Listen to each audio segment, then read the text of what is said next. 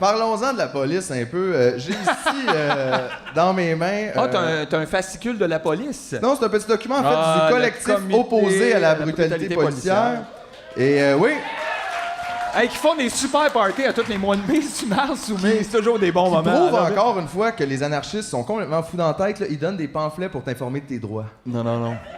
Ça, c'est dangereux, là. C'est dangereux. Vers où on s'en va? Il pourrait le vendre $1. Et qu'est-ce que c'est, en fait? Ça s'appelle surprise, on a des droits.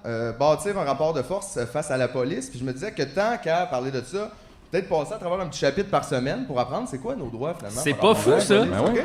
C'est pas fou, ça. Parfait. Ça va être facile à digérer. On va juste faire la musique d'intro, OK? Parfait. Ah! C'est la police! On a des droits. Ah! C'est la police! Connais tes droits. Ah! Bienvenue à C'est la police. Connais tes droits. Une émission disponible sur Canal quelque chose. Sur Canal YouTube. Et alors, ça commence, premier chapitre, avec s'identifier. OK? L'identité de chacune lui appartient. Une personne n'a l'obligation de révéler son identité à une policière que dans les cas d'exception suivants. Alors, Hey, tu sais, pour pas alourdir le texte, au lieu de dire un policier, une policière, ça répète juste l'animal. L'animal. L'animal. C'est vrai. Je vais essayer de faire le changement. Pas besoin de s'identifier à l'animal. C'est moins lourd. C'est vrai, non, c'est intéressant.